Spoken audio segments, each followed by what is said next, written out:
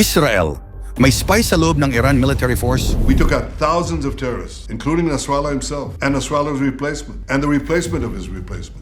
Sa sunod-sunod na pagpatay sa mga leader ng Iran proxies tulad ni na Ismail Haniyeh, leader ng Hamas, Hassan Nasrallah, pinuno ng Hezbollah, at Hashim Safieddin, tagapagmana ni Nasrallah sa Hezbollah, isang tanong ang nangingibabaw ngayon sa Iran. Napasok na ba sila ng isang spy? Hindi pa malinaw kung paanong sunod-sunod na atake ang kanilang nararanasan at kung bakit laging naiisahan ang Iran ng Israel. Sino ang tinuturong traidor sa loob ng Iran? Ano ang kanyang posisyon sa Iran? At paano siya kumampi sa Israel? Yan ang ating aalamin.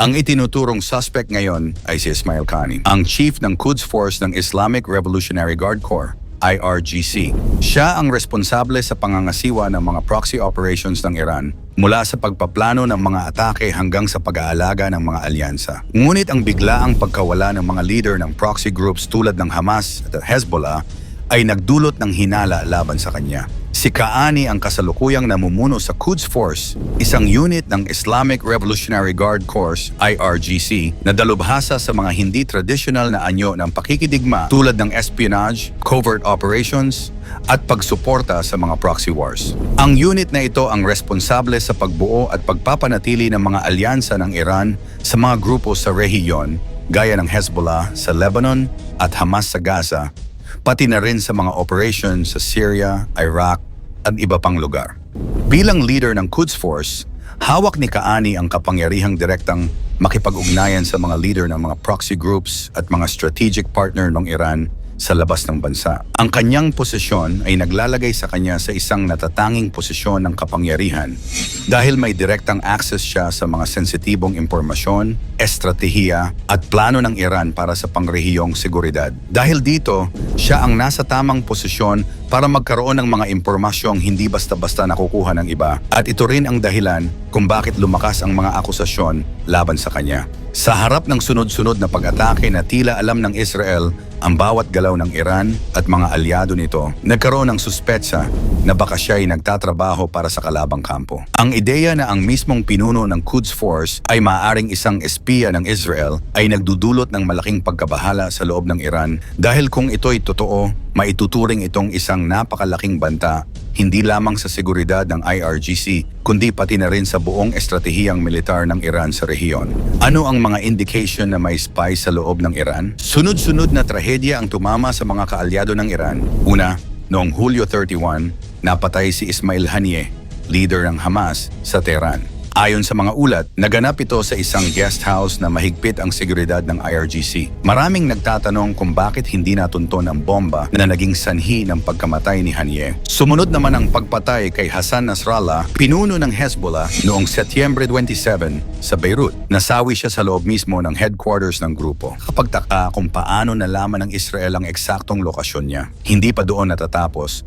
Kasunod na tinarget si Hashim Safieddin, na itinuturing na susunod na leader ng Hezbollah. Ayon sa mga ulat, pinaplano ni Qani na makipagkita kay Safieddin noong Oktubre 3 sa Beirut. Ngunit nag-cancel ito sa huling minuto. Makalipas ang ilang oras, binomba ng Israel ang lugar kung saan dapat magpupulong ang mga leader ng Hezbollah. Ang mga kaganapang ito ay nagdulot ng matinding pangamba sa loob ng Iran, lalo na't ang IRGC ay tila hindi makabigay ng sapat na proteksyon sa kanilang mga alyado.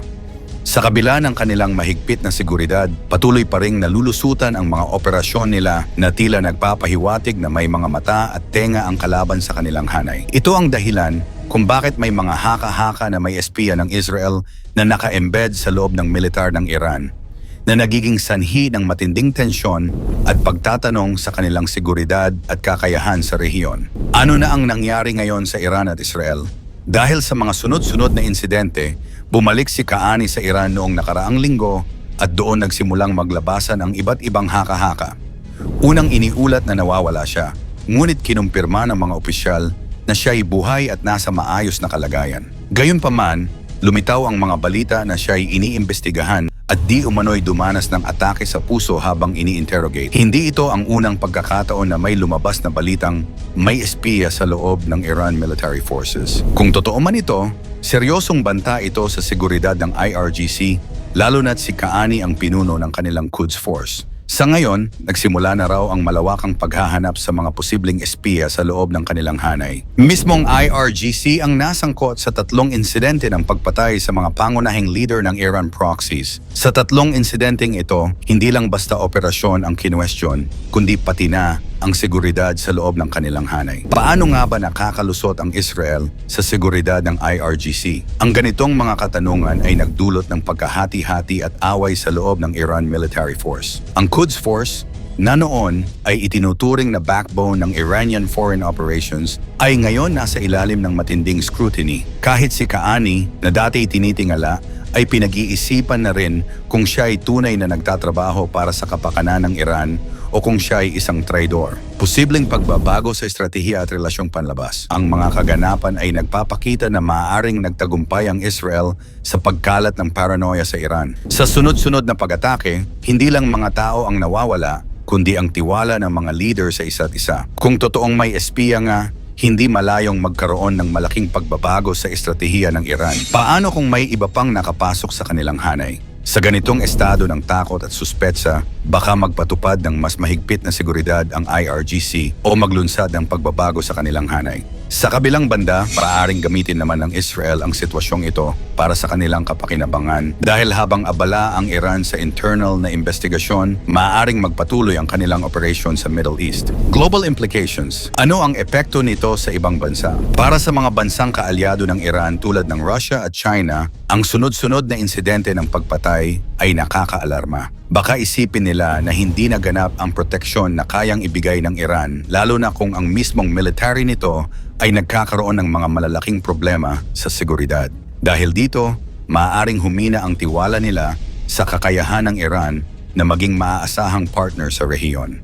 Samantala, ang mga bansang gaya ng Saudi Arabia and United Arab Emirates ay mas magiging alerto matapos makita ang tila kahinaan ng Islamic Revolutionary Guard Corps, IRGC. Sa kanila, ito ay maaaring senyales na bumababa ang kapangyarihan ng Iran sa rehiyon na nagdudulot ng pagbabago sa balance of power sa Middle East. Ang ganitong sitwasyon ay maaaring magresulta sa bagong alyansa o mas matinding kompetisyon sa rehiyon habang sinisikap ng bawat bansa na palakasin ang kanilang sariling seguridad laban sa posibleng banta ng espionage at paglusob. Sa ngayon, hindi pa sigurado kung ano ang kinabukasan ni Ismail Qaani. Ang patuloy na pag-iimbestiga sa kanya at sa Quds Force ay nagpapakita na hindi naligtas ang kahit sino sa Iran. Sa mga ganitong sitwasyon, kadalasan lumalabas ang mga lihim na maaaring ang siya ang tunay na dahilan sa likod ng mga pangyayari. Malinaw na sa sunod-sunod na patayan sa loob ng Iran proxies, nagtagumpay ang Israel sa pagbura sa ilang malalaking pangalan ng kanilang mga kalaban. At sa pagsulpot ng mga espiya at intriga, lalo pang nagiging komplikado ang seguridad ng IRGC. Kung hindi agad maaayos ng Iran ang gulo sa kanilang hanay, maaaring gamitin ng Israel ang pagkakataong ito para sa kanilang mga susunod na hakbang.